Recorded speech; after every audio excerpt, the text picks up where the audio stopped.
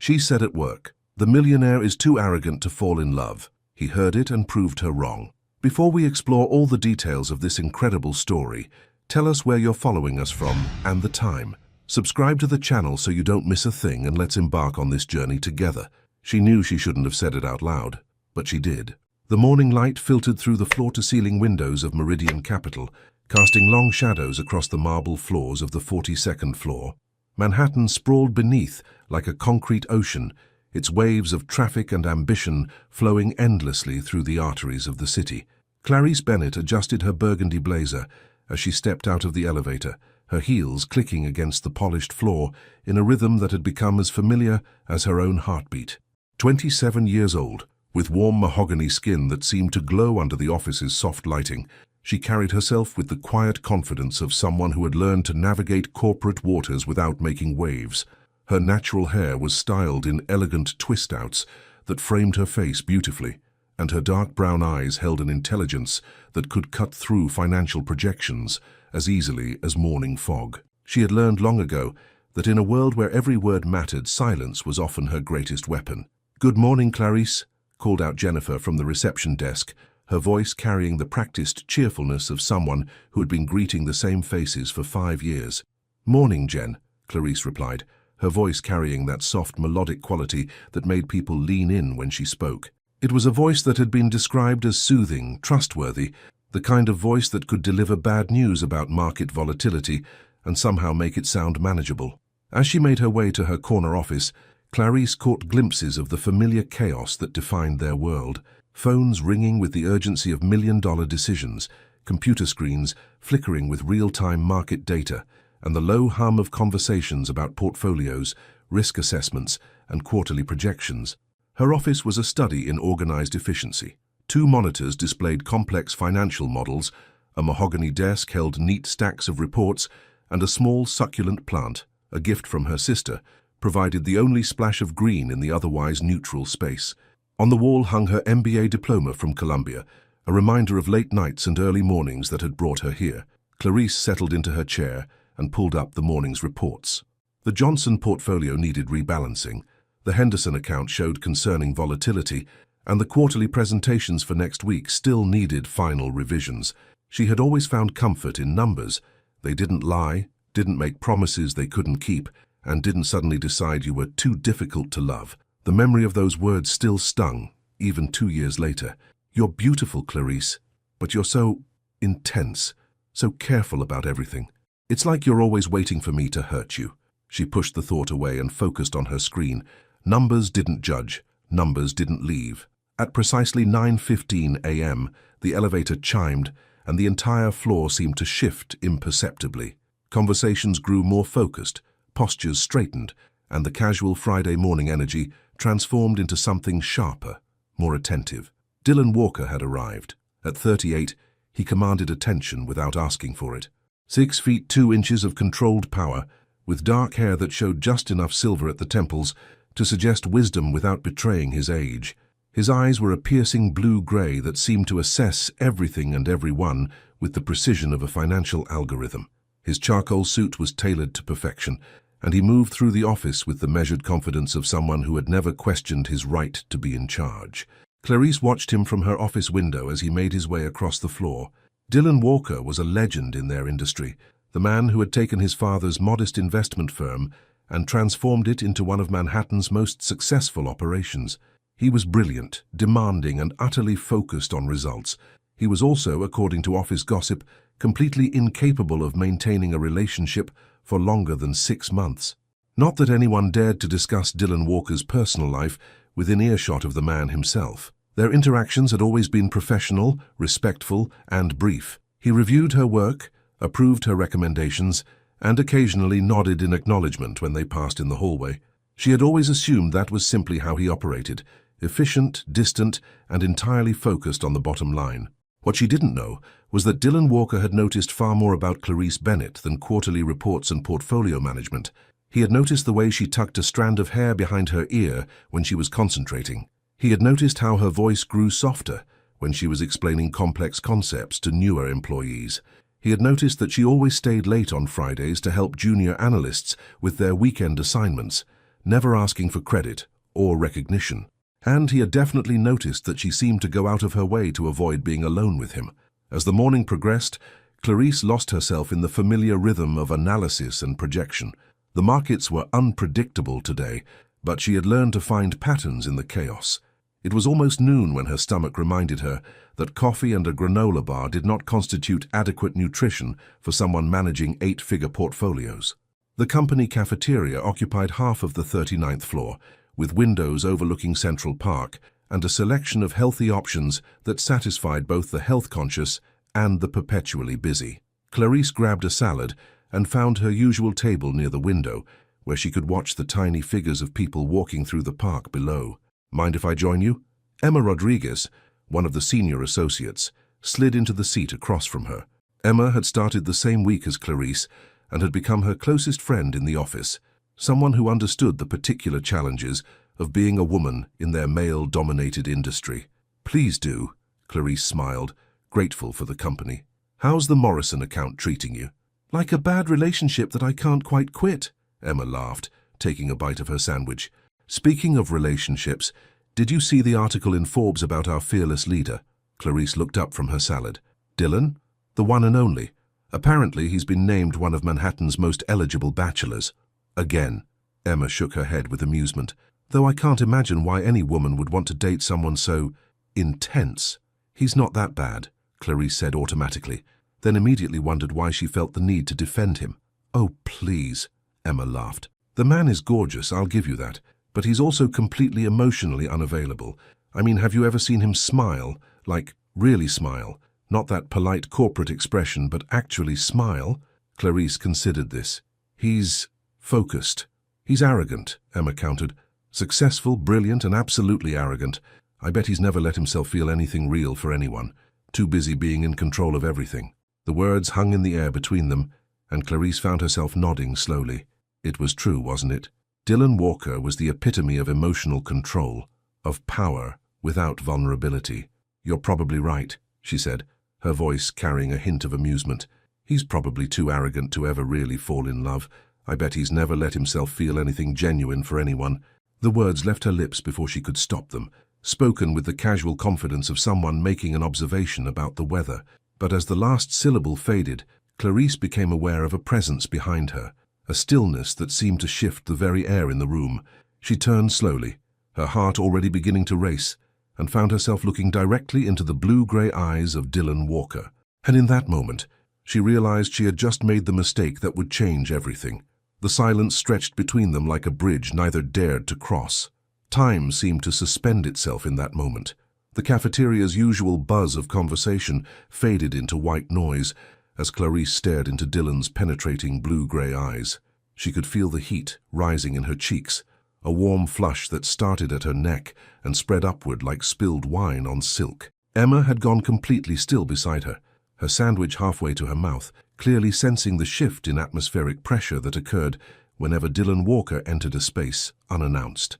"Miss Bennett," Dylan said finally, his voice carrying that familiar tone of controlled authority that had commanded boardrooms and closed million-dollar deals. But there was something else there now, something Clarisse couldn't quite identify. Amusement? Challenge? "Ms. Rodriguez." "Mr.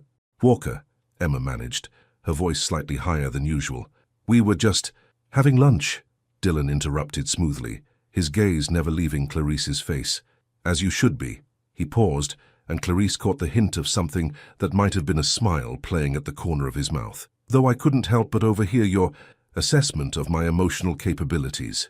Clarisse's mouth went dry. She had always prided herself on her professional composure, her ability to navigate difficult conversations with clients and colleagues alike. But sitting there, under Dylan's unwavering attention, she felt every carefully constructed wall of her professional persona beginning to crumble.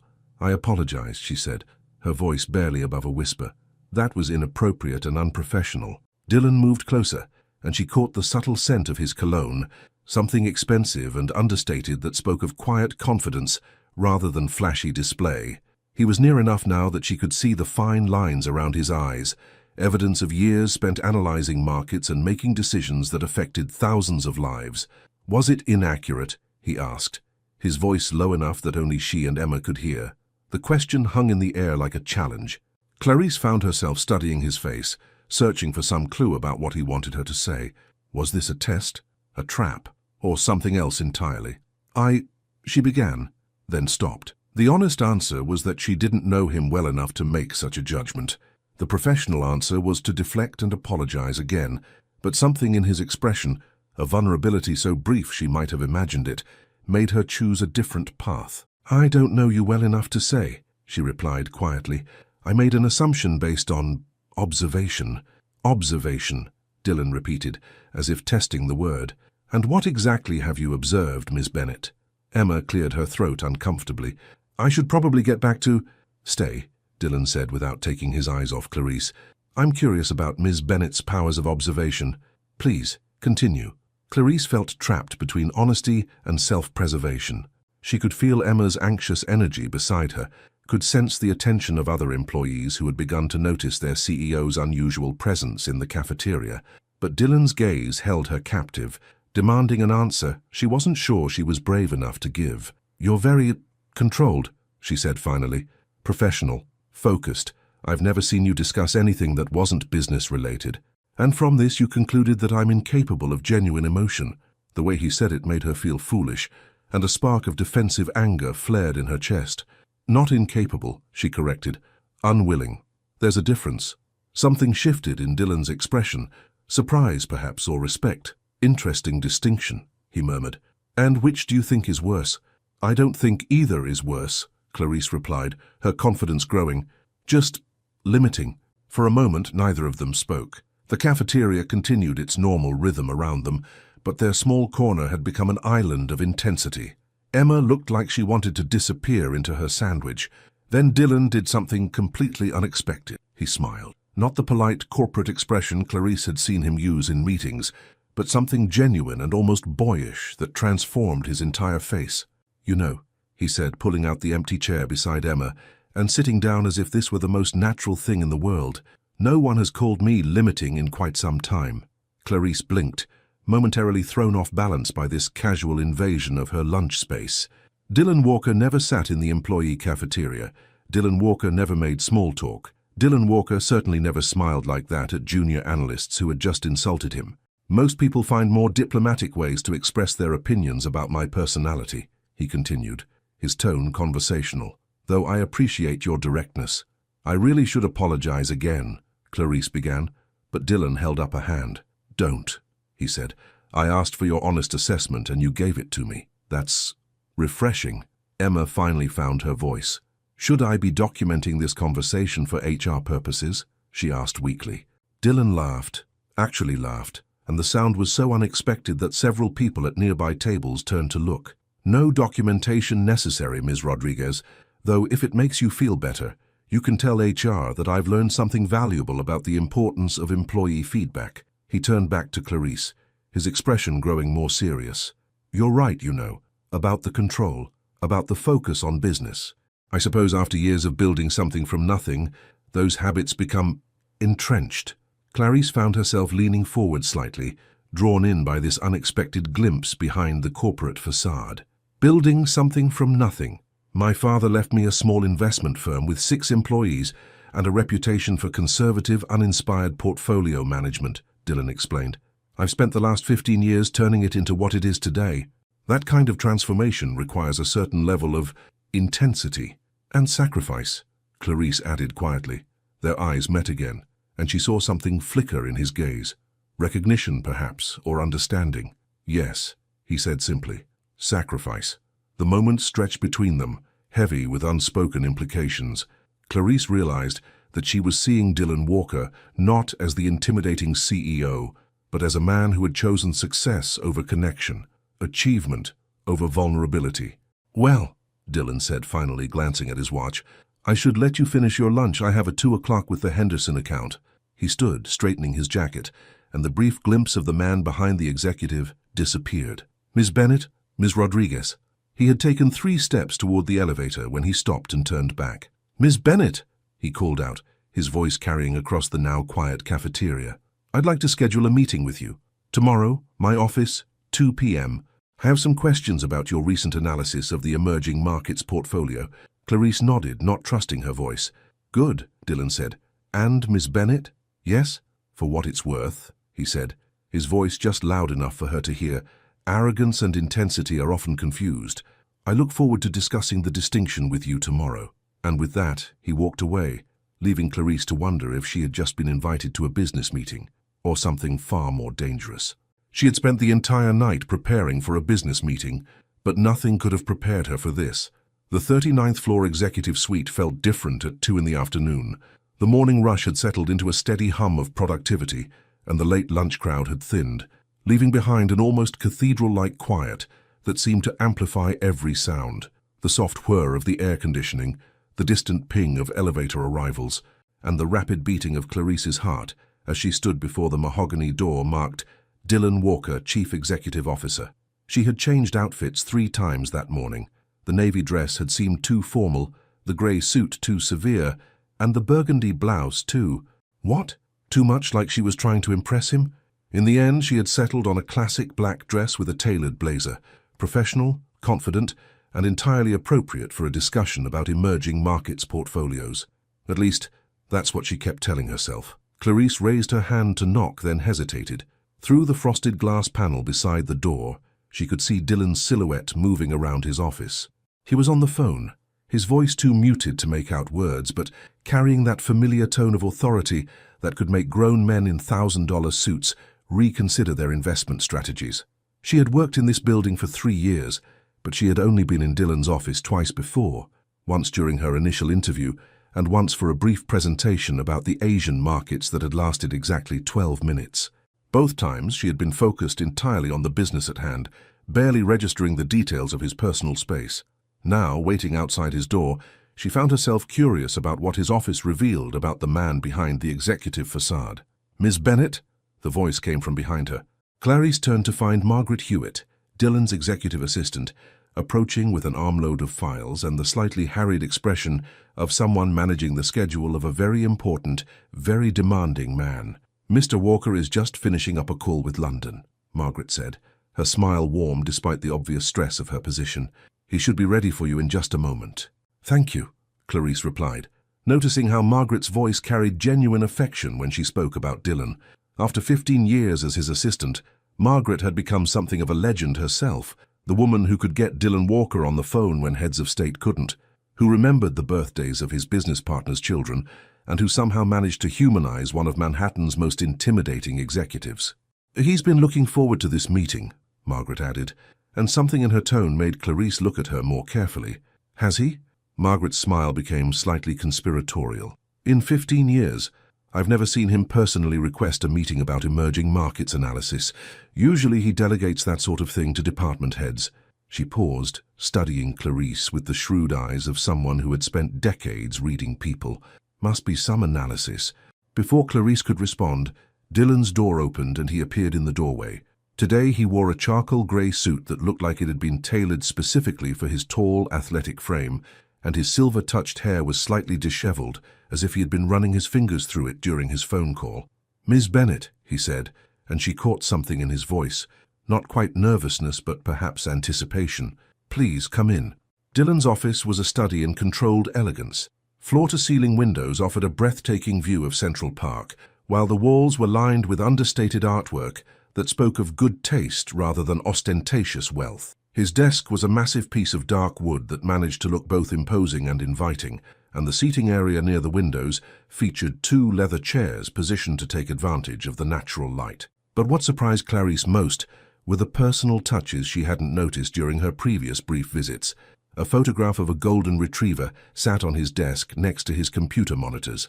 A well-worn copy of Marcus Aurelius's Meditations rested on the coffee table between the chairs, and on the bookshelf behind his desk, between volumes on financial theory and market analysis, she spotted what appeared to be a collection of poetry. "Poetry?" she asked before she could stop herself. Dylan followed her gaze, and something that might have been embarrassment flickered across his features. "Neruda," he said simply. "I find that business tends to drain the beauty out of language. Poetry restores it."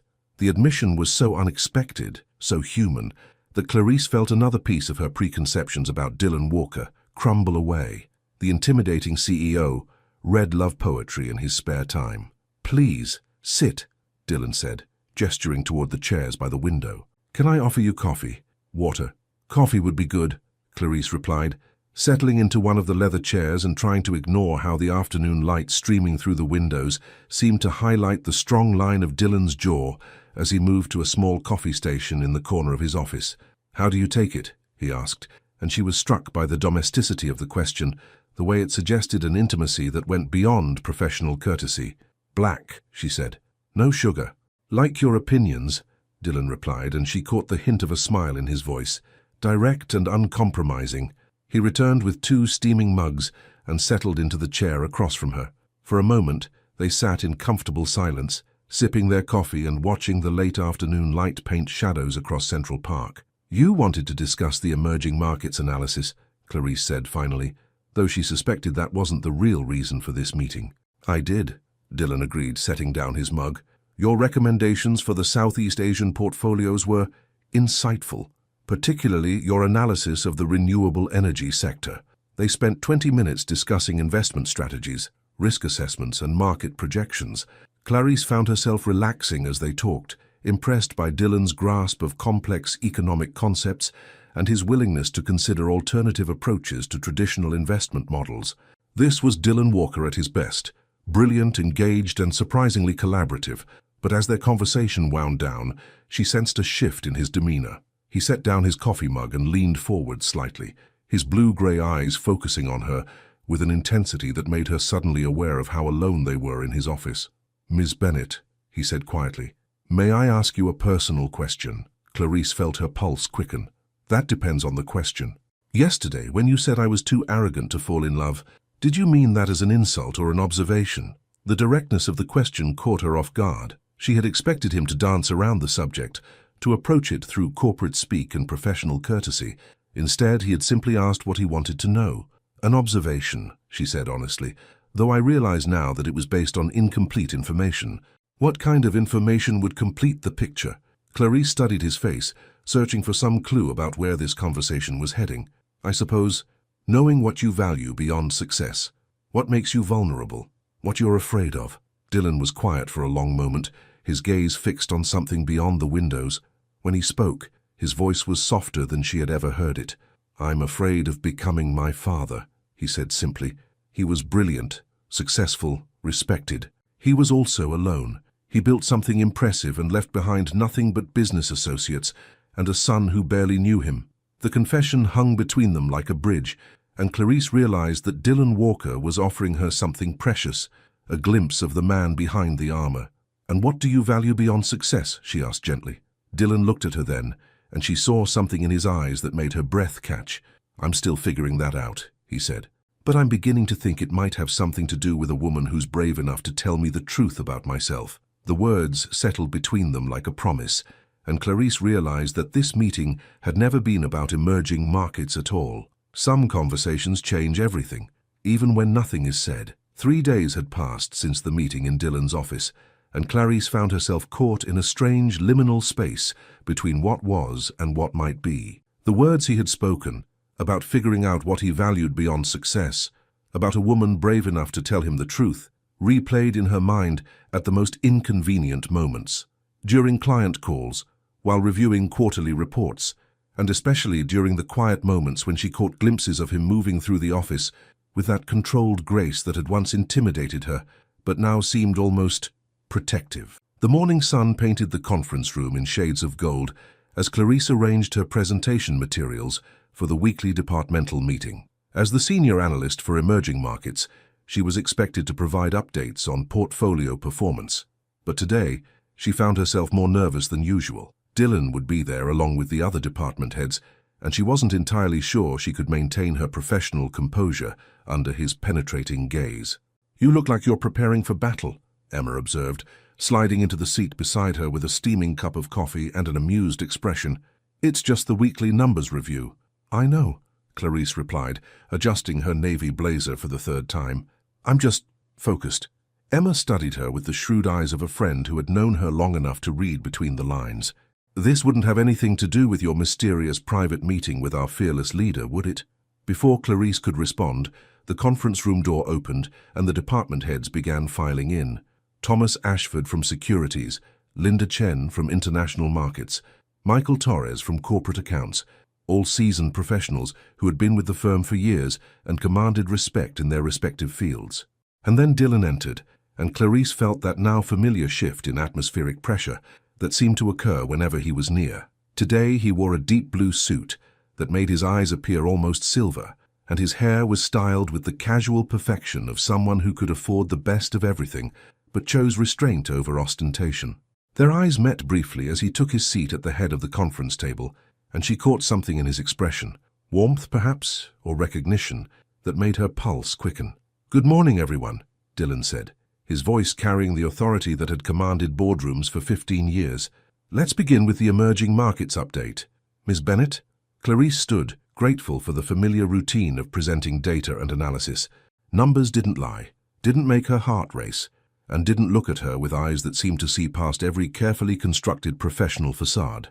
"The Southeast Asian portfolios have shown consistent growth over the past quarter," she began, clicking to her first slide, "particularly in the renewable energy sector, where we've seen returns exceeding our initial projections by 12%. As she spoke, she found her confidence returning. This was her area of expertise, the place where she felt most competent and in control. She moved through her presentation with practiced ease, explaining market trends, risk assessments, and strategic recommendations with the clear, melodic voice that had earned her respect among clients and colleagues alike. But she was acutely aware of Dylan's attention throughout her presentation, not the polite professional attention he gave to other speakers, but something more focused, more engaged. He asked thoughtful questions about currency fluctuations in emerging markets, challenged her assumptions about long-term sustainability, and offered insights that revealed the depth of his understanding of global economics. "Excellent work, Ms. Bennett," he said as she concluded her presentation. "Your recommendation to increase our position in the Vietnamese renewable sector is particularly astute." "Thank you," she replied, trying to ignore the way his praise sent a warm flush through her chest. The meeting continued with updates from other departments, but Clarice found herself stealing glances at Dylan when she thought no one was looking. She noticed how he listened to each presenter with genuine attention, how he asked questions that revealed rather than challenged, and how he somehow managed to make each person feel that their contribution was valuable. It was Linda Chen's turn to present the international markets update when Clarice's phone buzzed with a text message. She glanced down discreetly, expecting to see a message from her sister, or perhaps a notification from her bank. Instead, she found herself staring at a message from Dylan. "Your analysis of the Vietnamese market was impressive. I'd like to discuss expansion strategies. Are you free for dinner tonight?" D. Clarice's breath caught in her throat. She looked up to find Dylan's attention apparently focused entirely on Linda's presentation about European currency fluctuations, his expression giving nothing away. But there was something about the set of his shoulders, the way his fingers drummed once against the conference table, that suggested he was waiting for her response. She looked around the conference room, acutely aware of her colleagues, of the professional environment, of the invisible lines between appropriate and inappropriate workplace behavior. Emma was taking notes on Linda's presentation. Thomas was checking his phone. Michael was staring out the window at the Manhattan skyline. No one was paying attention to her internal crisis. Clarice looked down at her phone again, her fingers hovering over the keyboard. A business dinner to discuss expansion strategies, perfectly reasonable, entirely professional, except for the way her heart was racing and the memory of Dylan's voice saying that he was still figuring out what he valued beyond success. She typed her response carefully. "Yes, I'm available to discuss the Vietnamese expansion. What time?" His reply came within seconds. 7 o'clock. Ile Bernardin. I'll make the reservation. Ile Bernardin. One of the most exclusive restaurants in Manhattan, known for its exquisite seafood and intimate atmosphere. Definitely not the kind of place where one typically discussed quarterly projections and market analysis. Clarice deleted her initial response 3 times before settling on, "I'll be there." The rest of the meeting passed in a blur of market updates and strategic planning, but Clarice was only half listening. Her mind was occupied with the implications of dinner at Ile Bernardin, with the question of what exactly Dylan Walker was asking of her, and with the terrifying realization that she wanted to find out. As the meeting concluded and people began gathering their materials, Dylan stood and addressed the room. Excellent work, everyone. I'd like to see individual department reports by Friday, and don't forget that we have the Henderson presentation next week. He paused, his gaze sweeping the room before settling briefly on Clarice. Ms. Bennett, could I see you for a moment? Emma shot her a questioning look as the conference room emptied, leaving Clarice and Dylan alone among the scattered papers and empty coffee cups. About tonight, Dylan said once the door had closed behind the last departing colleague. I hope you understand that this is complicated. Clarice found herself stepping closer, drawn by the uncertainty in his voice. Complicated how? I don't typically mix business with... He paused, searching for the right word. With anything else. Neither do I, she replied quietly. And yet, here we are, Dylan said, his blue-grey eyes holding hers with an intensity that made the rest of the world seem to fade away. Here we are, she agreed. For a moment they stood in the empty conference room, surrounded by the evidence of their professional lives, but suspended in something entirely different. Then Dylan stepped back, the moment broken, and resumed his role as the composed executive. 7 o'clock, he said, his voice returning to its familiar tone of controlled authority. 7 o'clock, Clarice confirmed. As she watched him leave the conference room, Clarice realized that she was about to cross a line from which there might be no return. She had dressed for a business dinner, but her heart was prepared for something else entirely. Il Bernardin occupied a corner of West 51st Street, like a quiet promise of elegance in a city that never stopped shouting. At 7 o'clock on a Thursday evening, the restaurant hummed with the subdued conversations of Manhattan's elite, business deals discussed over champagne, anniversaries celebrated with precision-crafted cuisine, and the occasional quiet drama of lives lived at the intersection of power and desire. Clarice stood before the floor-length mirror in her apartment, adjusting the neckline of her burgundy silk dress for the 5th time. She had chosen it carefully, sophisticated enough for Il Bernardin, professional enough to maintain the pretense that this was a business dinner, but feminine enough to acknowledge that something had shifted between her and Dylan Walker that had nothing to do with Vietnamese market expansion. Her reflection showed a woman who looked confident and composed, but Clarice could see the uncertainty in her own dark eyes. She had been in relationships before, serious ones, casual ones, and everything in between, but she had never found herself having dinner with her boss, a man who commanded respect from some of the most powerful people in Manhattan, a man who read poetry and apparently thought she was brave enough to tell him the truth about himself. The cab ride to the restaurant passed in a blur of city lights and nervous anticipation. Clarice found herself rehearsing conversation topics, safe, professional subjects like market trends and risk assessment, while simultaneously wondering what it would feel like to have Dylan look at her across a candlelit table, not as an employee, but as a woman. Il Bernardin's interior was a study in understated luxury. Soft lighting, pristine white tablecloths, and the subtle sounds of fine dining created an atmosphere that whispered, rather than proclaimed, its exclusivity. The maître d', a distinguished man with silver hair and the bearing of someone who had spent decades managing the dining experiences of very important people, greeted her with professional warmth. Ms. Bennett, I presume? Mr. Walker is already seated. Please, follow me. Dylan had chosen a corner table that offered both privacy and a view of the restaurant's elegant dining room. He stood as she approached, and Clarice felt that familiar shift in her pulse as she took in his appearance. He had changed from his business suit into a charcoal blazer and dark slacks that somehow made him look both more relaxed and more sophisticated. Without the armor of his executive attire, he seemed more approachable, more human. You look beautiful, he said simply, and the genuine appreciation in his voice made her cheeks warm. Thank you, she replied, allowing him to help her with her chair. This is lovely. I've never been here before. I thought it might be nice to get away from the office environment, Dylan said, settling back into his seat. Sometimes it's easier to have real conversations when you're not surrounded by quarterly reports and market projections. The waiter appeared with practiced discretion, and Dylan ordered a bottle of wine after consulting briefly with Clarice about her preferences. She found herself impressed by his consideration. He didn't assume what she might like, didn't order for her without asking, but took the lead in a way that felt protective rather than controlling. So, Dylan said once they were alone again, tell me something about yourself that isn't in your personnel file. Clarice laughed, surprised by the directness of the question. That's quite an opening. I've read your resume, seen your work, heard your opinions about my emotional availability, Dylan replied, his eyes twinkling with humor. But I realize I don't know much about Clarice Bennett, the person. She considered the question, swirling the wine in her glass as she thought about what parts of herself she was willing to share.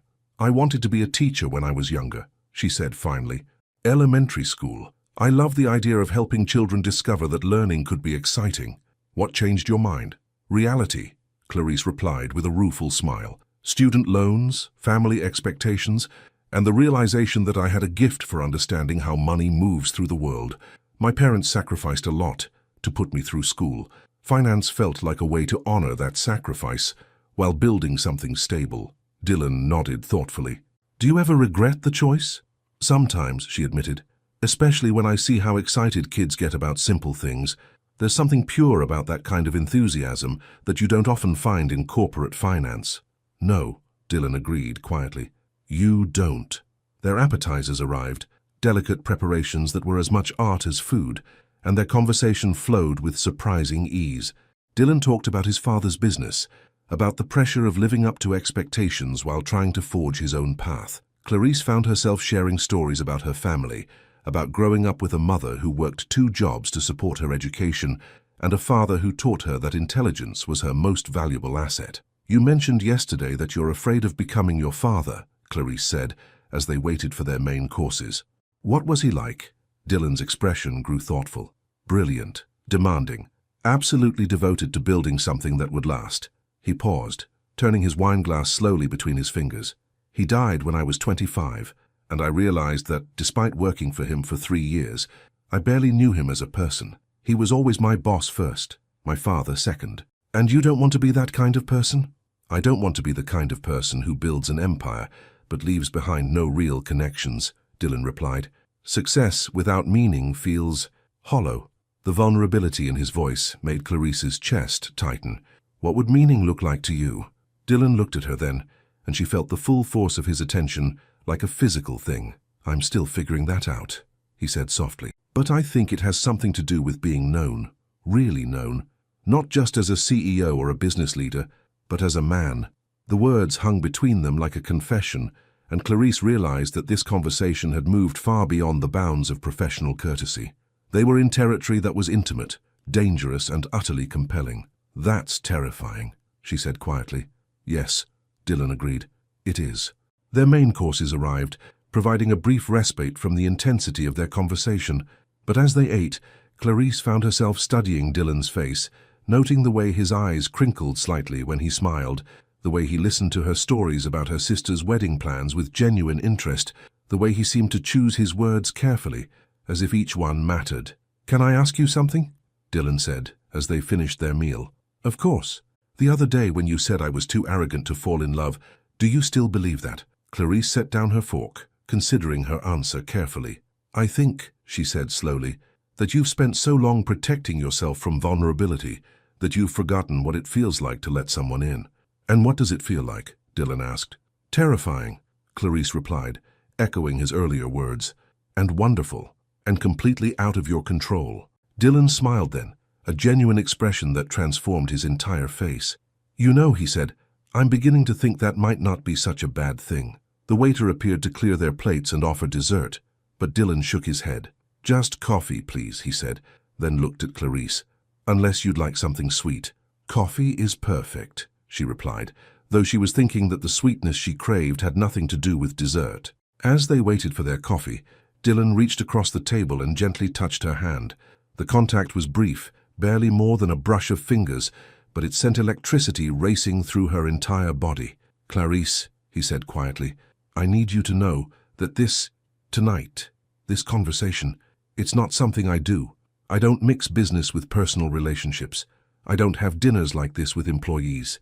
"Then why are we here?" she asked, though she suspected she already knew the answer.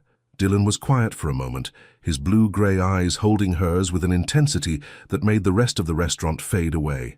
"Because," he said finally, "for the first time in years I've met someone who makes me want to forget about being careful." And in that moment, Clarice realized that Dylan Walker was no longer her boss talking about business expansion.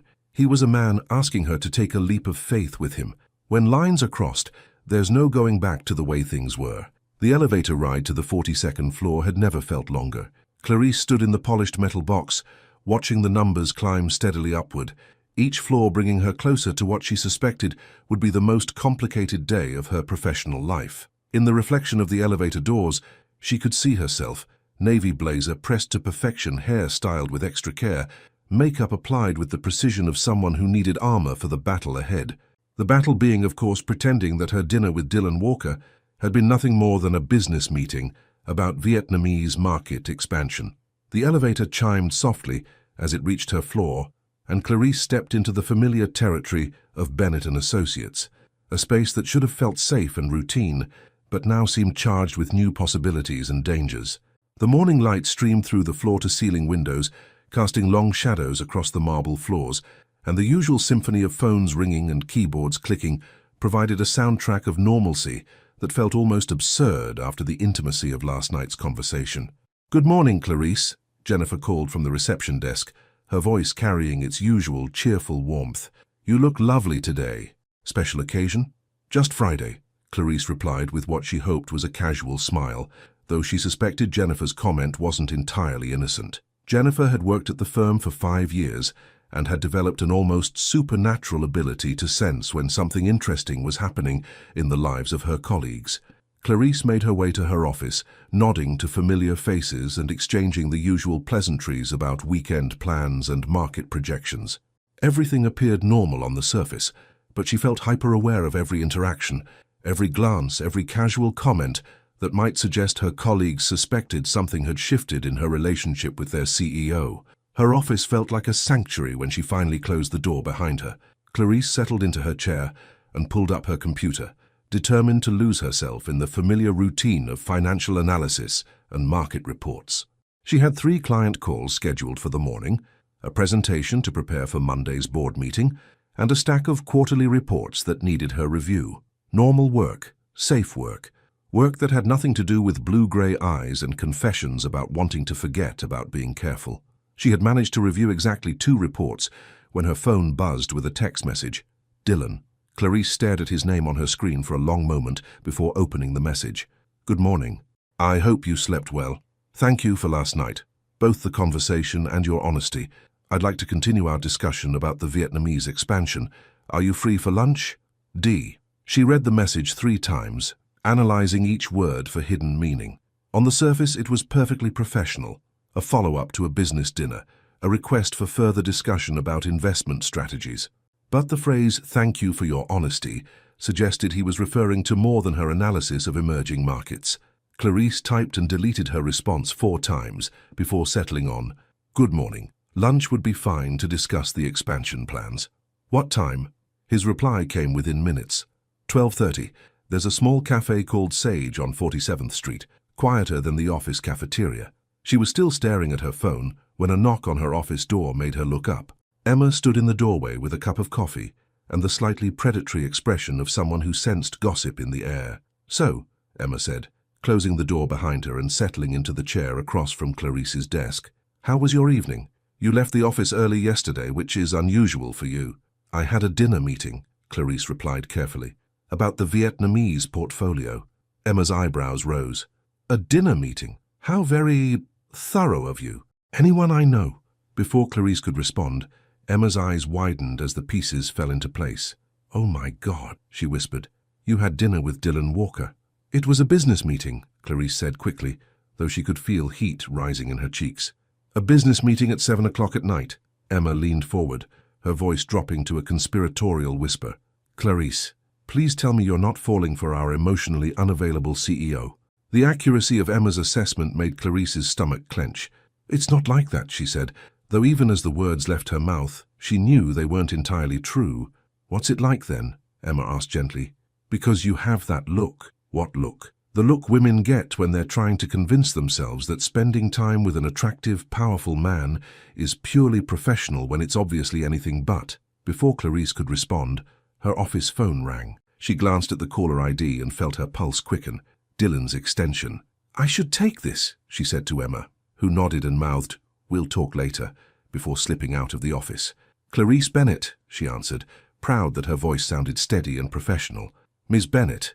Dylan's voice was equally formal, though she caught something warmer underneath the corporate tone. "I have a question about your analysis of the renewable energy sector in Southeast Asia. Do you have a moment to discuss it? Of course, Clarice replied, settling back in her chair. I've been thinking about your recommendations for diversifying our Vietnamese holdings, Dylan continued, and she realized he was genuinely discussing business, not simply creating a pretext for personal conversation. Your point about the government incentives for solar energy development is particularly interesting. They spent 15 minutes discussing investment strategies, regulatory environments, and growth projections. Clarice found herself impressed, as always, by Dylan's grasp of complex economic concepts and his ability to see opportunities that others might miss. This was the side of him that had built a modest investment firm into one of Manhattan's most successful operations, brilliant, focused, and utterly committed to excellence. But even as they discussed portfolio allocation and risk assessment, Clarice was acutely aware of the undercurrent of intimacy that hadn't existed in their professional conversations before last night. The way Dylan said her name, the pauses between his words, the way their discussion seemed to carry the weight of everything they hadn't said over dinner at Ile Bernardin. I think your recommendation to increase our position in the solar sector is sound, Dylan said finally. I'd like to move forward with it. I'll prepare the necessary documentation, Clarice replied. Good. And Clarice? Yes? About lunch today. I want you to know that I understand the complexity of our situation. I don't want you to feel pressured or uncomfortable. The consideration in his voice made her chest tighten. I don't feel pressured, she said quietly. Good, Dylan replied, because the last thing I want is to make your work environment difficult. After he hung up, Clarice sat in her office staring out at the Manhattan skyline, trying to process the careful balance Dylan was maintaining between personal interest and professional respect. He was giving her space to choose, making it clear that her comfort and career were more important to him than his own desires. The realization made her feelings for him even more complicated. At 12:15, Clarice found herself standing in front of her office mirror again, adjusting her blazer and checking her lipstick. Sage was a small bistro known for its quiet atmosphere and excellent salads, the kind of place where two business colleagues could have a working lunch without attracting attention. The kind of place where a woman could have lunch with a man who was making her question everything she thought she knew about love and risk and the careful boundaries she had built around her heart. As she gathered her purse and headed for the elevator, Clarice caught sight of Dylan through his office window. He was standing at his desk, reviewing documents, but there was something about his posture, a tension in his shoulders, a stillness in his movements, that suggested he was as aware of the significance of this lunch as she was, and as the elevator doors closed, carrying her toward what felt like another point of no return, Clarice wondered if she was brave enough to want what Dylan Walker seemed to be offering. Sometimes the most dangerous conversations happen in the safest places. Sage occupied a narrow corner space on 47th Street, the kind of understated bistro that Manhattan professionals had discovered and quietly claimed as their own. With its exposed brick walls, mismatched vintage chairs, and soft jazz playing just loud enough to provide privacy without overwhelming conversation, it was the perfect place for discussions that needed to remain off the official record. Clarice arrived precisely at 12:30, her punctuality a habit born from years of client meetings and board presentations. Dylan was already there, seated at a corner table that offered both discretion and a clear view of the restaurant's modest dining room. He had chosen well. The table was far enough from others to ensure privacy, but visible enough to maintain the appearance of a professional lunch meeting. He stood as she approached, and she noticed he had loosened his tie slightly, rolled up his sleeves to reveal strong forearms, and somehow managed to look both more relaxed and more attractive than he did in the formal confines of the office. The transformation was subtle but striking. This was Dylan Walker off duty, the man rather than the executive. "Thank you for coming," he said, helping her with her chair. "I ordered us some sparkling water, but please, order whatever you'd like." "This is lovely," Clarice replied, settling into her seat and taking in the restaurant's warm atmosphere. "I've walked past this place dozens of times but never stopped in." "I discovered it about 6 months ago," Dylan said, returning to his seat. "Sometimes I need somewhere to think that isn't surrounded by quarterly reports and market projections." Their server appeared, a young woman with short auburn hair and the efficient friendliness of someone who understood the rhythms of business lunches. They ordered quickly, a Mediterranean salad for Clarice, grilled salmon for Dylan, and the kind of light, healthy fare that allowed for conversation without distraction. "So," Dylan said once they were alone again, "the Vietnamese expansion." For a moment, Clarice thought he was genuinely going to maintain the pretense that this lunch was purely about business. Then she saw the slight smile playing at the corner of his mouth and realized he was testing the waters, giving her the opportunity to keep things professional if she chose. "The Vietnamese expansion," she repeated, her own smile answering his. "Though I suspect we both know that's not really why we're here." Dylan's expression grew more serious. "No," he agreed quietly. "It's not." They sat in silence for a moment, the weight of unspoken truth settling between them like a third presence at their table. Clarice found herself studying Dylan's face, noting the way the soft restaurant lighting emphasized the strong line of his jaw, the way his blue-gray eyes seemed to hold depths she was only beginning to discover. "This is complicated," she said finally. "Yes," Dylan replied. "It is. I've never been involved with someone I work with," Clarice continued. "I've always believed it was a line that shouldn't be crossed." "So have I," Dylan said. "In 15 years of running this company, this is entirely new territory for me." Their food arrived, providing a brief respite from the intensity of their conversation, but as they ate, Clarice found herself hyper-aware of Dylan's presence across from her, the way he held his fork, the careful precision with which he cut his salmon, the way he seemed to choose his words as thoughtfully as he chose his investments. "Can I ask you something personal?" Dylan said as they shared a piece of chocolate tart for dessert. "I think we're past the point of asking permission for personal questions," Clarice replied with a soft laugh. "Fair point." Dylan set down his fork and looked at her directly. "What are you afraid of?" The question was so unexpected, so direct, that Clarice felt her breath catch. "In general, or specifically about this situation?" "Both, either. I'm trying to understand what I'm asking of you." Clarice considered her answer carefully.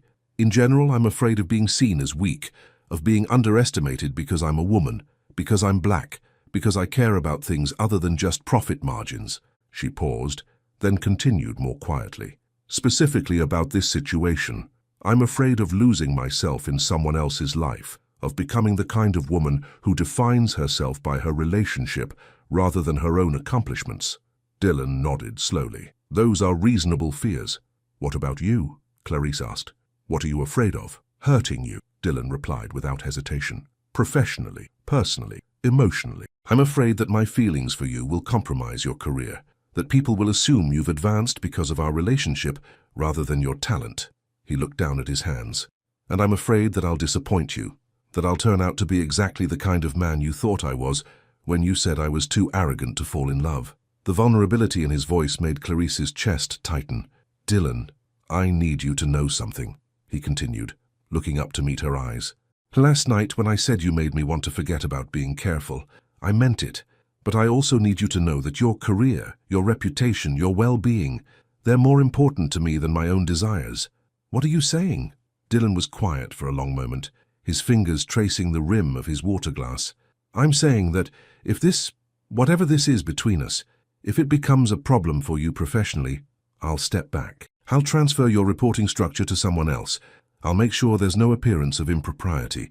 I'll do whatever it takes to protect your position at the firm. And if I don't want you to step back." Their eyes met across the small table, and Clarice saw something in Dylan's expression that made her pulse quicken. "Then we figure it out together," he said quietly, carefully, thoughtfully, with respect for both our positions and the people who work for us. "That sounds very reasonable and mature," Clarice said, But it also sounds like we're negotiating a business deal rather than talking about our feelings." Dylan laughed, a genuine sound that transformed his entire face. "You're right. I suppose 15 years of running a company makes everything sound like a contract negotiation. So let's try this differently," Clarice said, leaning forward slightly. "Forget about the complications, the professional considerations, the risks. What do you want, Dylan?" He looked at her for a long moment, and she could see him weighing his words, choosing between the careful executive response and something more honest, more vulnerable. "I want to know what makes you laugh when you think no one is listening," he said finally. "I want to understand why you chose finance over teaching and whether you ever regret that choice. I want to know what you dream about, what keeps you awake at night, what makes you feel alive." He paused, his voice growing softer. "I want to be the person you trust with your fears and your hopes, and all the parts of yourself that you keep hidden behind that professional composure." The words settled between them like a confession, and Clarice felt something shift in her chest, a wall crumbling, a door opening, a decision being made without her conscious participation. That's a lot to want, she said quietly. Yes, Dylan agreed. It is. And what if I want the same things? What if I want to know the man behind the CEO, the person who reads Neruda and worries about becoming his father? Then I think, Dylan said, reaching across the table to gently touch her hand, we're about to make things very complicated. Their fingers intertwined naturally, and Clarice felt the warmth of his touch spread through her entire body. It was such a simple gesture, holding hands across a restaurant table, but it felt like a declaration, a promise, a point of no return. Clarice, Dylan said, his thumb tracing small circles across her knuckles, I need you to be sure about this. Once we cross this line, there's no going back to the way things were between us. She looked at their joined hands, then up into his blue-gray eyes, and realized that she had already made her choice. Maybe she had made it the moment he overheard her comment in the cafeteria, or during their conversation in his office, or over dinner at Il Bernardin. The decision had been building for days, growing stronger with each glimpse of the man behind the executive facade. I know, she said quietly, and I'm sure. But even as she spoke the words, neither of them could have predicted the storm that was about to test everything they thought they knew about love, trust, and the price of crossing carefully drawn lines. Sometimes the things we don't say cause more damage than the things we do. Monday morning arrived with the kind of grey, oppressive sky that made Manhattan look like a city painted in shades of concrete and shadow. Clarice stood at her office window, watching the rain streak down the glass in patterns that reminded her of tears, and tried to shake the feeling that something was about to go very wrong. The weekend had been a revelation. She and Dylan had met for coffee on Saturday morning, a casual encounter that had stretched into lunch, then an afternoon walk through Central Park, then dinner at a small Italian restaurant in the village, where they had talked until the servers began stacking chairs on empty tables. For the first time since her last relationship had ended in painful accusations about being too difficult to love, Clarice had felt completely understood, completely seen. Dylan had been attentive without being overwhelming, intelligent without being condescending, and vulnerable in ways that made her chest ache with unexpected tenderness. He had told her about his father's funeral, about standing in a room full of business associates, and realizing he was surrounded by people who knew his father's portfolio better than they knew his favorite color. She had shared stories about her family, about her mother's quiet strength and her father's unwavering belief that education was the key to every door that had ever been closed to him. By Sunday evening, when Dylan had walked her to her apartment door and kissed her with the kind of careful reverence that made her feel precious rather than desired, Clarice had begun to believe that maybe, just maybe, she had found something worth the risk. That belief lasted exactly until 9:47 a.m. on Monday morning, when Emma burst into her office with an expression that mixed excitement and concern in equal measure. "Clarice," Emma said, closing the door behind her and practically bouncing on her feet, "you're not going to believe what I just heard." "Good morning to you too," Clarice replied with a smile, though Emma's energy was making her nervous. "What's got you so worked up?" "I was in the copy room and I overheard Dylan on the phone," Emma said, settling into the chair across from Clarice's desk. "He was talking to someone about you." Clarice felt her pulse quicken. What kind of conversation? "That's just it. I couldn't hear everything, but I caught enough to know it was about your promotion," Emma said, leaning forward conspiratorially. "And Clarice, I think he's been planning this for months. Before you two started, whatever this is between you." "Planning what?" "Your promotion to senior director," Emma said. "I heard him say something about the Bennett situation and how everything needed to be handled carefully and backdated properly." Clarice stared at her friend, trying to process what she was hearing. "Backdated? That's what I thought I heard," Emma said, though she looked uncertain now. "And then he said something about making sure all the paperwork reflected the original timeline before anyone started asking questions." The words hit Clarice like ice water. "Original timeline? Clarice, what if—" Emma paused, looking uncomfortable. "What if he decided to promote you before you two got involved, but now he's trying to make it look like the decision was made recently to avoid any appearance of favoritism? Or," Clarice said quietly, the worst possible interpretation forming in her mind, "what if he's trying to make it look like my promotion was earned rather than given for other reasons?" "No," Emma said quickly, "that's not what I meant. I'm sure it's nothing like that." But the seed of doubt had been planted. Clarice found herself thinking about her recent promotion, about the timing, about Dylan's interest in her work. Had he been watching her professionally before their personal relationship began? Or had she been naive about the connection between his romantic attention and her career advancement? "Did you hear anything else?" Clarice asked, though she wasn't sure she wanted to know. "He mentioned something about protecting both parties and ensuring that no one could question the legitimacy of the decision," Emma said reluctantly. And then Margaret walked in, and the conversation ended. Clarice felt sick. The conversation Emma had overheard could be interpreted in several ways, but none of them were particularly flattering. Either Dylan was trying to cover up the fact that her promotion had been influenced by their relationship, or he was genuinely trying to protect both of them from accusations of impropriety. But without context, without hearing the full conversation, she couldn't know which interpretation was correct. "I'm probably overthinking this," Emma said, clearly regretting having brought it up. "I'm sure there's a perfectly reasonable explanation." "I'm sure there is," Clarice agreed, though her voice lacked conviction. Her phone buzzed with a text message. "Dylan, good morning, beautiful. I have something exciting to share with you. Can you come to my office around 11? I have news that I think will make you very happy." Clarice stared at the message, Emma's words echoing in her mind. News that would make her happy. Was he going to tell her about the promotion, about the backdating and careful handling that Emma had overheard? "What is it?" Emma asked, noticing her expression. "Dylan wants to see me," Clarice said. "He says he has good news." Emma winced. "Clarice, I'm sorry. I should have kept my mouth shut. I'm sure whatever I heard was completely innocent." But the doubt was already growing, spreading through Clarice's mind like ink in water. She thought about their dinner at Il Bernardin, about the way Dylan had been so careful to maintain professional boundaries while clearly being personally interested. Had that been genuine consideration or calculated manipulation? At 11 o'clock, Clarice made her way to Dylan's office, her stomach churning with uncertainty. Margaret greeted her with her usual warm smile, but Clarice found herself wondering if Margaret knew about the phone conversation, about the careful handling of her situation. "He's waiting for you," Margaret said, gesturing toward Dylan's door. "And congratulations, by the way." "Congratulations?" Clarice asked, confused. Margaret looked flustered. "Oh, I thought, never mind. He'll explain everything." Dylan's office felt different today, charged with an energy that Clarice couldn't quite identify. Dylan stood behind his desk with a smile that seemed to light up his entire face, and for a moment, all of Clarice's doubts and fears seemed ridiculous. "Clarice," he said, moving around his desk to greet her, "I have incredible news." "Do you?" she asked, trying to keep her voice neutral. "The board approved your promotion to senior director," Dylan said, his excitement palpable. "It's official as of today. Congratulations." There it was. The news that should have made her ecstatic, but instead filled her with a complex mixture of joy and suspicion.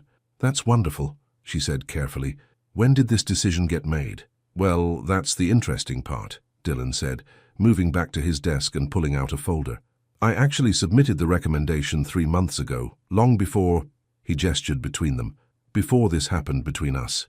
3 months ago? "I know it seems like strange timing, but the board only meets quarterly for personnel decisions," Dylan explained. "I noticed your exceptional work on the European portfolios back in February and submitted the paperwork then. It just took this long for everything to go through the proper channels." Clarice felt relief and embarrassment wash over her in equal measure. Dylan hadn't promoted her because of their relationship. He had recognized her work months before they had even had a personal conversation. "But today, when I realized how this might look," Dylan continued, "I called the board secretary to make sure all the documentation clearly showed the original timeline. I wanted to protect both of us from any suggestion that your promotion was anything other than merit-based." And there was the explanation for Emma's overheard conversation. Dylan hadn't been trying to backdate anything inappropriately. He had been trying to ensure that the timeline was clearly documented to protect both of their reputations. "I see," Clarice said quietly. Dylan studied her face, his expression growing concerned. "You don't seem as excited as I thought you'd be. Is everything all right?" This was the moment. Clarice could either tell Dylan about Emma's overheard conversation and the doubts it had raised, or she could keep her suspicions to herself and try to move forward.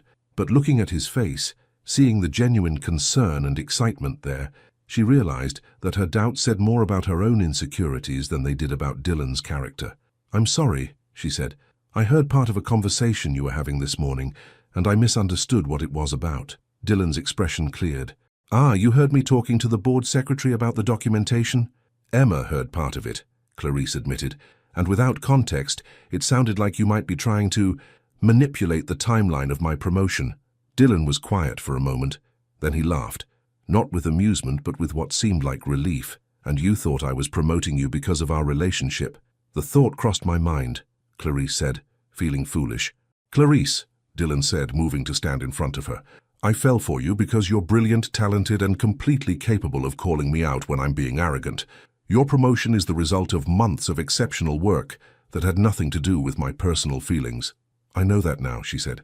I'm sorry I doubted you. Don't apologize, Dylan replied. Given our situation, it's natural that you'd be concerned about appearances. I should have explained the timing from the beginning. Clarice looked at him, standing there with his genuine smile and his careful consideration for her reputation, and felt ashamed of her suspicions. But there was something else, something that had been nagging at her since Emma's revelation. Dylan, she said carefully, if you recommended me for promotion 3 months ago, that means you were watching my work, evaluating my performance, long before we started spending time together personally. Yes, he said simply. So when you overheard my comment in the cafeteria, when you asked me to that first meeting, you already knew who I was. You already had an opinion about my work. Dylan's expression grew more serious. Yes. Then our entire relationship, Clarice paused, trying to find the right words. Everything that's happened between us, every conversation, every dinner, you've known things about me, about my career that I didn't know you knew. Clarice, that's not... It is, though, she said, stepping back from him. You've had information about my professional life, my value to the company, my future prospects, that gave you an advantage in every personal interaction we've had. Dylan stared at her, clearly not understanding why this was a problem. I don't see how my professional assessment of your work affects our personal relationship, because it means you've never seen me as just a woman you were interested in, Clarice said, the realization hitting her like a revelation. I've always been your employee first, someone whose career you controlled, someone whose professional future was in your hands. Even when we were having dinner, even when you were being vulnerable and romantic, you knew things about my life that I didn't know you knew. That's not fair, Dylan said. My feelings for you have nothing to do with your position at the company, don't they? Clarice asked. Can you honestly say that if I were working for a different firm, if my career weren't connected to yours, you would have pursued this relationship the same way? Dylan was quiet for a long moment, and his silence was answer enough. I thought we were equals, Clarice said quietly, but we never were we? Sometimes the hardest conversations are the ones that matter most. The days that followed felt like walking through quicksand. Clarice threw herself into her new role as senior director, with the kind of focused intensity that had always been her refuge during difficult times, but even the familiar comfort of financial analysis and portfolio management couldn't silence the questions that echoed in her mind every time she passed Dylan's office. Had they ever really been equals? Could a relationship survive when one person held all the professional cards? And most importantly, was it possible to build something real when the foundation felt so unsteady? Dylan, for his part, seemed to be giving her space while simultaneously trying to bridge the gap between them through small professional gestures. A thoughtful email about a market trend he knew would interest her. A recommendation that she lead the presentation for the Morrison account. His signature on a memo that officially announced her promotion to the entire company, describing her work in terms that made her chest tighten with both pride and confusion. Emma had been apologetic about the overheard conversation, but Clarice assured her that the misunderstanding had revealed something important that needed to be addressed. The question was how to address it without destroying everything good that existed between her and Dylan. By Wednesday afternoon, Clarice found herself standing outside Dylan's office at 6:30, when most of the staff had gone home, and the 42nd floor was quiet except for the soft hum of computers and the distant sound of traffic far below. She had been working late, reviewing quarterly projections, when she noticed the light still on in Dylan's office and realized that they couldn't continue dancing around each other indefinitely. Margaret's desk was empty, her computer dark, and Clarice could see Dylan through his office window, jacket removed, sleeves rolled up, bent over a stack of documents with the kind of intense concentration she had always found attractive. He looked tired, she realized. There were shadows under his eyes that hadn't been there the weekend before, and his usually perfect hair was disheveled, as if he had been running his fingers through it. She knocked softly on his doorframe. Dylan looked up, and the expression that crossed his face when he saw her was so complex. Hope, uncertainty, relief, and something that might have been longing, that Clarice felt her resolve waver for a moment. "Clarice," he said, setting down his pen and straightening in his chair.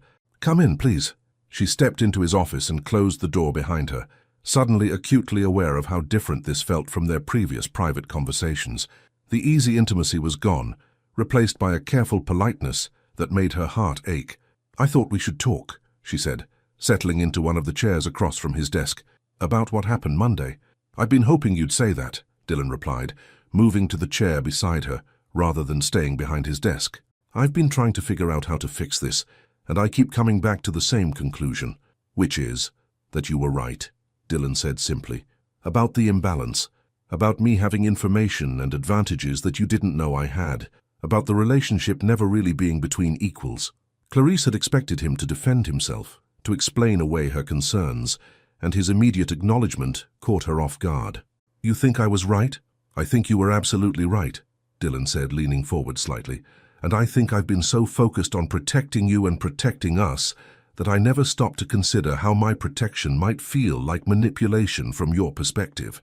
"It doesn't feel like manipulation," Clarice said carefully.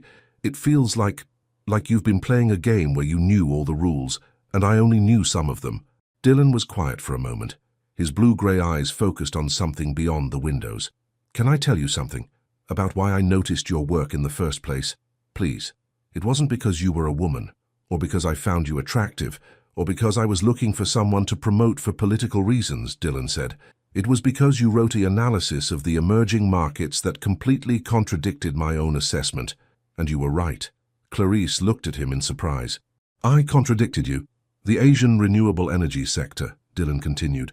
"You recommended increasing our position when every indicator suggested we should be pulling back. I thought you were wrong. I was prepared to override your recommendation. But you didn't." "No, I didn't, because something about your reasoning made me hesitate long enough to do more research," Dylan said, a small smile playing at the corner of his mouth. "And I discovered that you had identified a trend that I had completely missed. Your insight saved the company approximately $12 million. "I never knew that," Clarice said quietly. "That's when I started paying attention to your work," Dylan continued. "Not because I was interested in you personally, but because you had demonstrated a level of analytical thinking that impressed me. The promotion recommendation came from that professional respect, long before I had any personal feelings for you. So when you overheard my comment in the cafeteria, I was already planning to find opportunities to work with you more closely," Dylan admitted. "Your comment about me being too arrogant to fall in love just gave me an excuse to start a conversation I had been wanting to have anyway." Clarice felt something shift in her chest, a loosening of the tight knot of doubt that had been sitting there since Monday. "Why didn't you tell me this before?" "Because I was trying to keep our professional and personal lives separate," Dylan said. "I thought if you knew that I had been watching your work, evaluating your performance, it would complicate our personal relationship. Instead, not knowing complicated it even more." "Yes," Dylan agreed. "I was trying to protect you from exactly the kind of doubts you ended up having anyway." They sat in silence for a moment, the late afternoon light casting long shadows across Dylan's office. Clarice found herself studying his face, noting the tiredness there, the genuine concern, the way he seemed to be choosing his words carefully. "Dylan," she said finally, "I need to ask you something, and I need you to be completely honest with me. Anything. If I worked for a different company, if we had met at a coffee shop or a bookstore or anywhere that wasn't here, would you have been interested in me?" Dylan's answer came without hesitation. "Yes, absolutely yes." "How can you be so sure?" "Because the things that attracted me to you have nothing to do with your job," Dylan said, his voice growing softer. "The way you listen when people talk, really listen, as if what they're saying matters. The way you laugh at unexpected moments. The way you challenged my assumptions about my own character without being cruel about it. The way you made me want to be better than I thought I could be.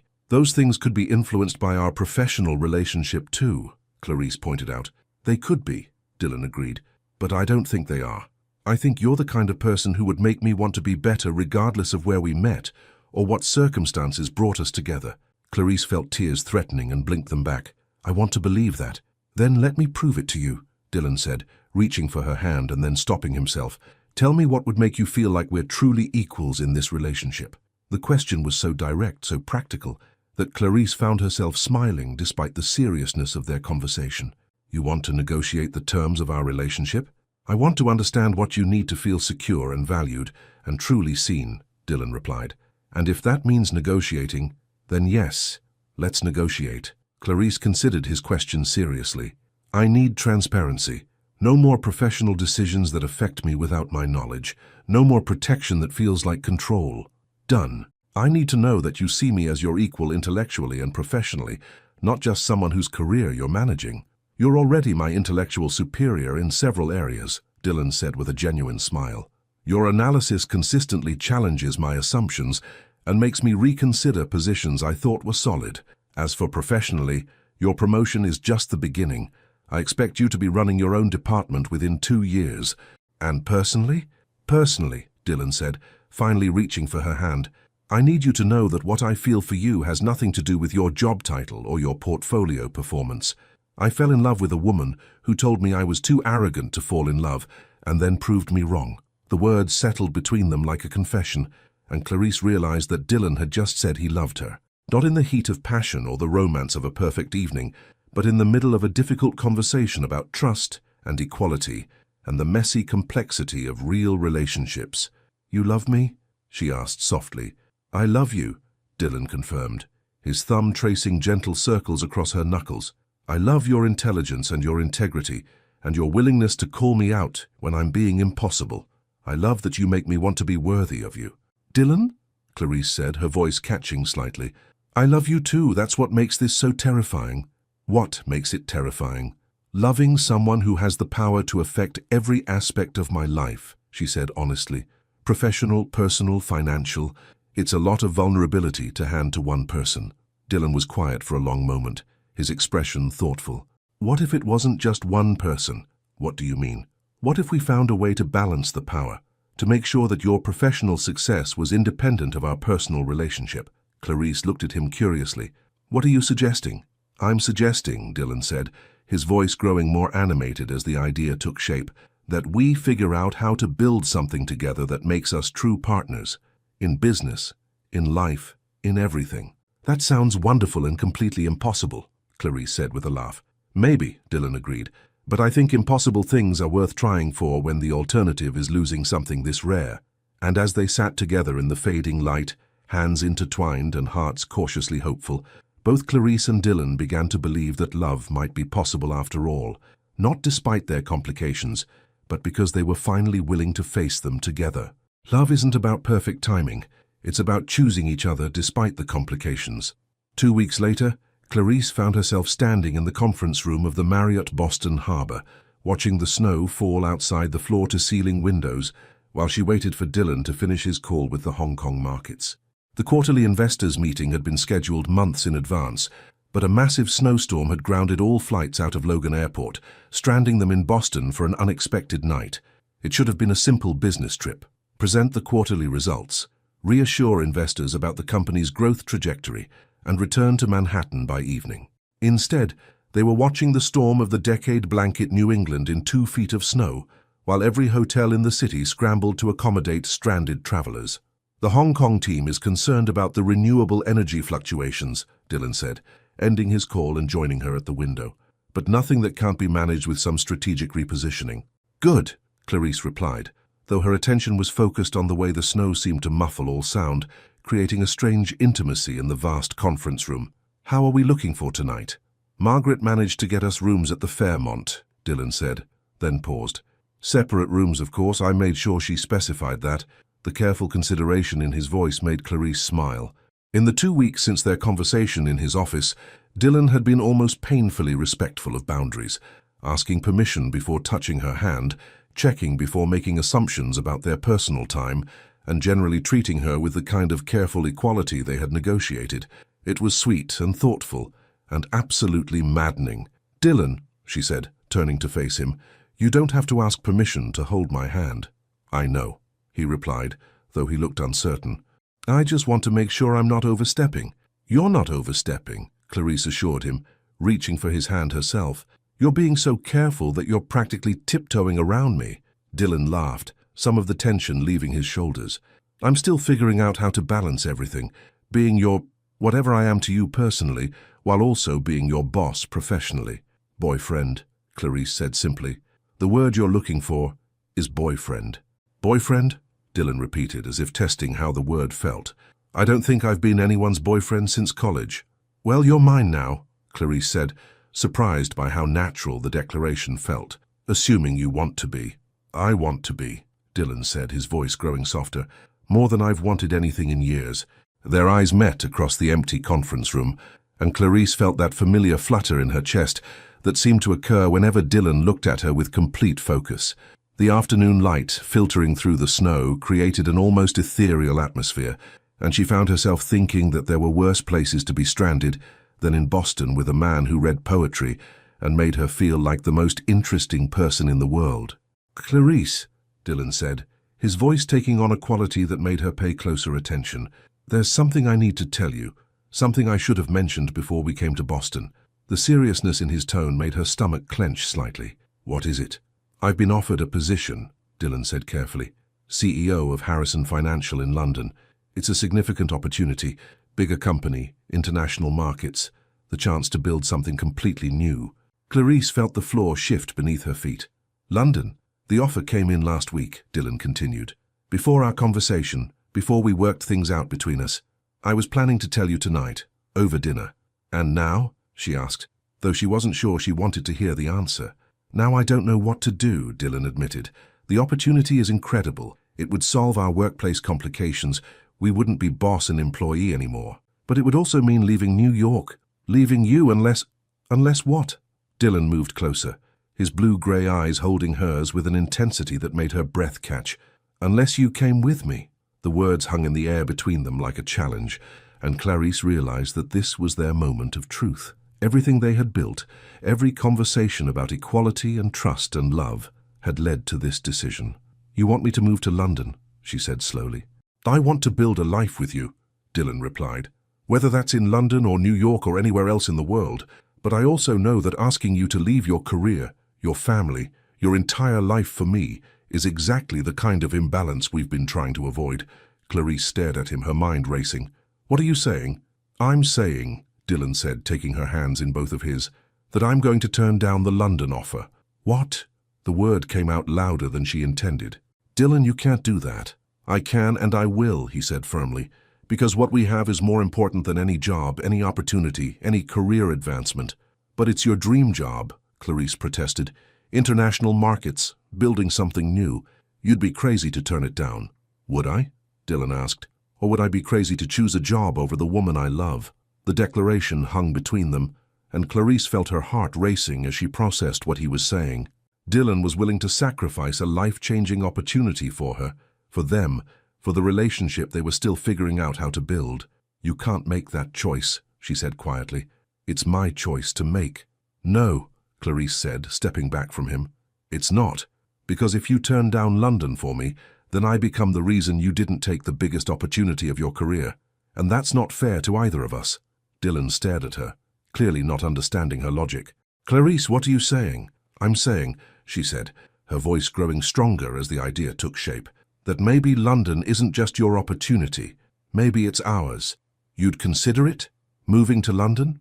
Clarice thought about her life in New York, her apartment, her routines, her carefully constructed professional world. Then she thought about Emma's advice about taking risks, about her own dreams of teaching that she had set aside for financial security, about the possibility of building something new and unexpected with a man who made her want to be braver than she had ever been. "I'd more than consider it," she said, surprising herself with the certainty in her voice. "I think I'd love it." Dylan's expression shifted from confusion to hope to something that looked like amazement. "You're serious?" "Think about it," Clarice said, her excitement growing as she spoke. "London has an incredible financial sector, but it also has opportunities I'd never have in New York. I could teach part-time at the London School of Economics while working in international markets. I could have the career I always wanted and the career I gave up." "And us?" Dylan asked. "Us," Clarice said, moving back into his arms, "would be starting fresh. No workplace complications, no power imbalances, no history of boss and employee. Just two people who fell in love and decided to build something amazing together." Dylan's smile was so bright it could have powered the entire hotel. "You really want to do this?" "I want to do this," Clarice confirmed, then paused. but on one condition. Anything. We do it as partners, she said. Equal partners. In the decision, in the move, in building our life together. No more protecting me from choices. No more managing my career for me. If we're going to do this, we do it together. Partners, Dylan agreed, leaning down to rest his forehead against hers. I like the sound of that. Good, Clarice said, reaching up to touch his face. Because I love you, Dylan Walker, and I want to see what we can build when we're both brave enough to choose each other. Dylan's answer was a kiss that tasted like snowflakes and promises, like poetry and new beginnings, like the kind of love that was worth crossing oceans for. Outside, the storm continued to rage, but inside the conference room, wrapped in each other's arms, Clarice and Dylan had found their calm. They had chosen love over security, adventure over comfort, and each other over everything else. And for the first time in either of their lives, the future felt not like a carefully planned portfolio, but like the most beautiful kind of uncertainty. 6 months later, London. The morning light filtering through the tall windows of their Kensington flat painted everything in shades of gold and possibility. Clarice stood at the kitchen counter, steam rising from her coffee cup, watching Dylan attempt to master the art of making proper English breakfast, while muttering what sounded suspiciously like poetry under his breath. "Are you reciting Neruda to the eggs?" she asked, unable to hide her amusement. "Shakespeare, actually," Dylan replied, glancing up from the pan with that boyish grin that still made her heart skip. "When in London and all that."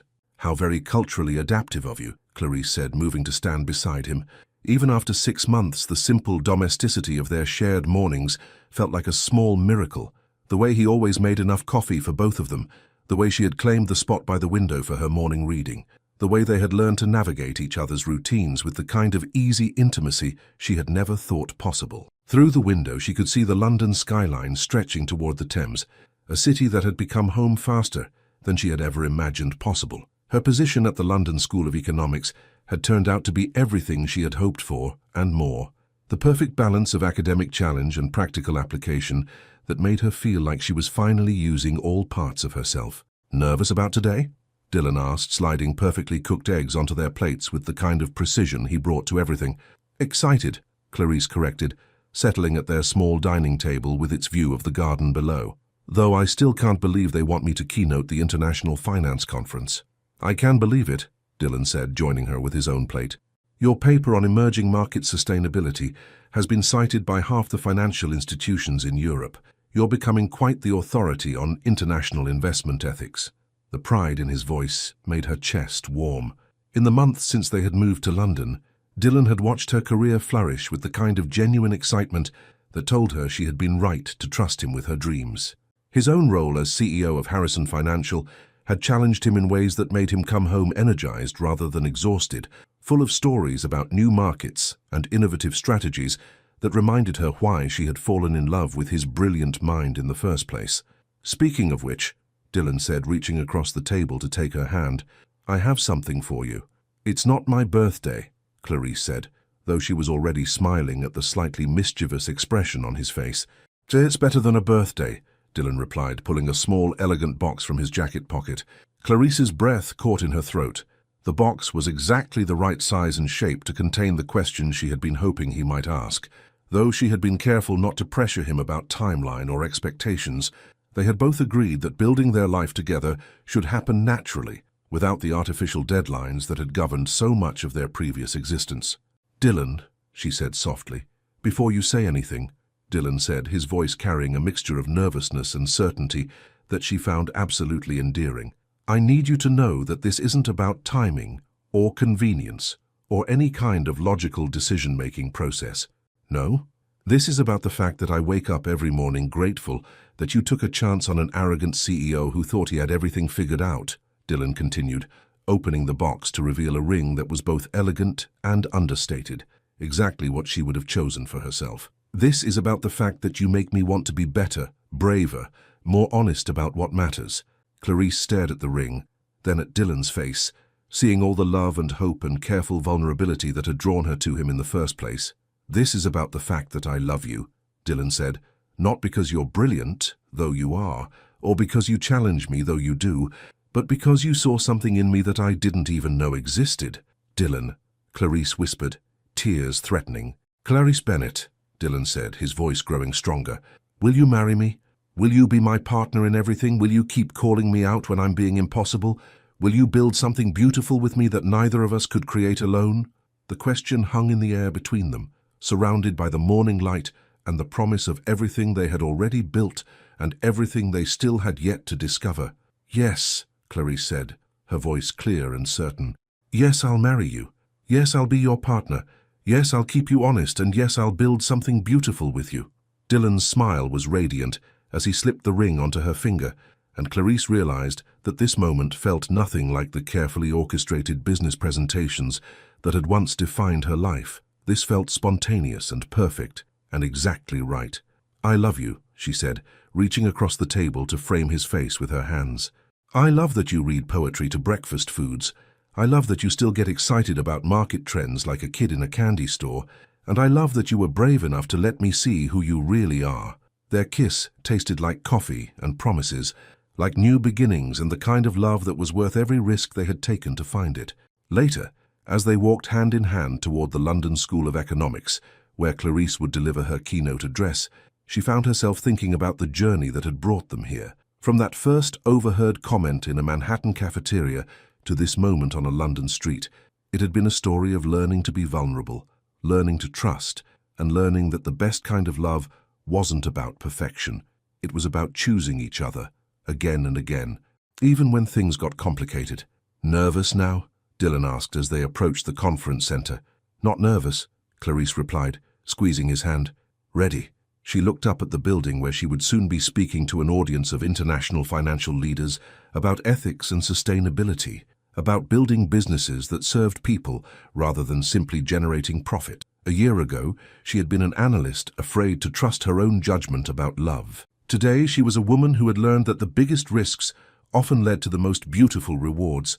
"Ready for what?" Dylan asked, following her gaze. "Everything," Clarice said, turning to smile at him. "I'm ready for everything."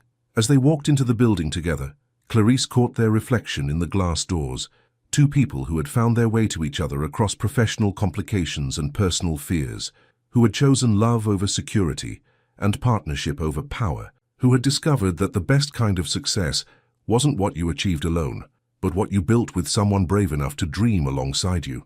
She still returned to the same places, conference rooms and financial markets, and the endless challenge of making sense of numbers and trends.